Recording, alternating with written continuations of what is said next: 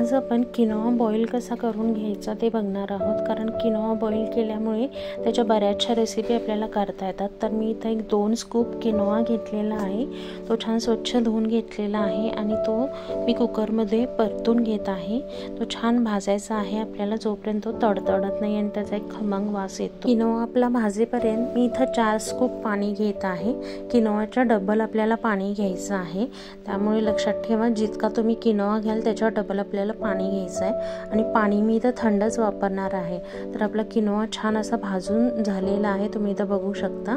आता त्याच्यामध्ये मी पाणी घालणार आहे। पाणी घातल्यानंतर आपल्याला एक 2 ते 3 कुकरच्या शिट्ट्या द्यायच्या आहेत आणि मग आपल्याला एक 10 मिनिटासाठी गॅस बारीक करून ठेवायचा आहे, कारण किनोआ थोडासा हा ग्रेन्स असतो त्यामुळे तो थोडा शिजायला वेळ लागतो आणि 10 मिनिटात तो आपला छान अगदी परफेक्ट फ्लफी किनोआ तयार होतो।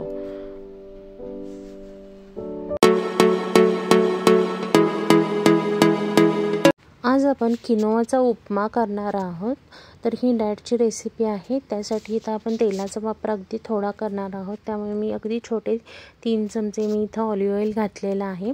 त्याचबरोबर त्यामध्ये मोहरी, जिरे, हिंग आणि थोडीशी उडीद डाळ मी घालत आहे।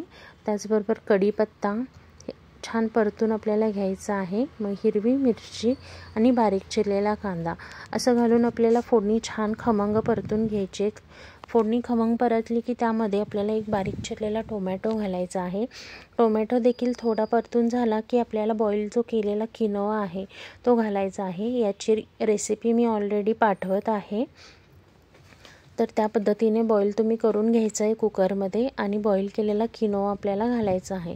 अगदी झटपट होणारी रेसिपी आहे। सकाळच्या गडबडीत तुम्ही एक साईडला कुकर ठेवून नंतर फोडणी टाकून घेतली की पटकन होते।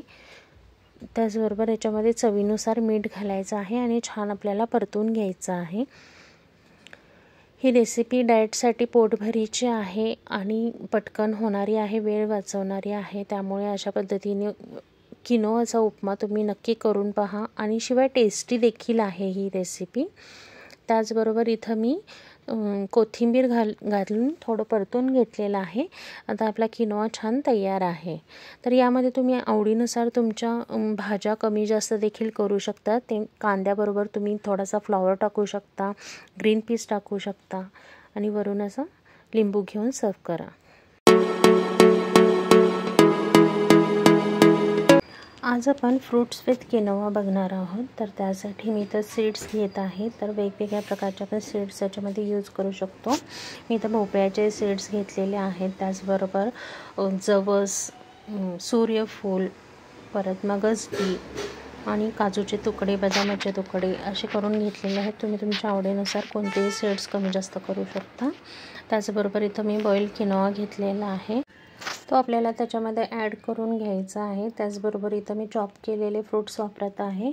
मी इथे एक ॲपल घालत आहे, त्याचबरोबर एक ॲवोकाडो घालत आहे। ॲवोकाडो देखील जर जास्त पिकलेलं नसेल तर तुम्ही असं चॉप करून यूज करू शकता। त्याचबरोबर चॉप केलेलं मी बनाना घातलेला आहे। तुम्ही तुमच्या क्वांटिटीनुसार कमी जास्त फ्रूट्स देखील करू शकता आणि आवडीनुसार फ्रूट्स देखील ॲड करू शकता आणि याच्यामध्ये डाळिंबाचे दाणे देखील सुंदर लागतात। इथं मी माझ्याकडं शुगर फ्री ड्रॉप्स होते, ते फ्लेवरचे आहेत। मी इथं फ्रूट पंचचा फ्लेवर यूज करत आहे।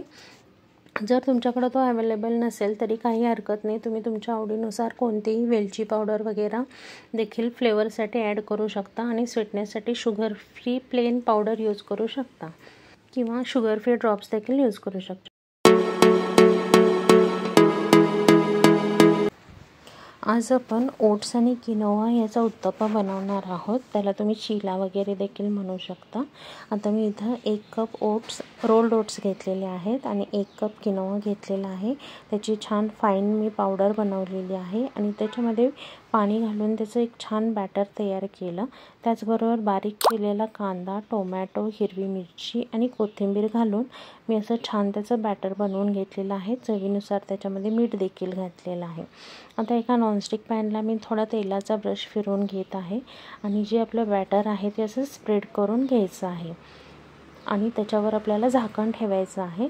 एक एखाद मिनटासाठीच फक्त झाकण ठेवायचं आहे आणि छान ते वाफायला गेलं, वरच्या साईडनी कोरडे झालं मिश्रण की समजायचं खालून ते छान भाजलं गेलेलं आहे. तर दोन्ही साईडनी असं छान भाजून आपण सॉससोबत सर्व करू शकता.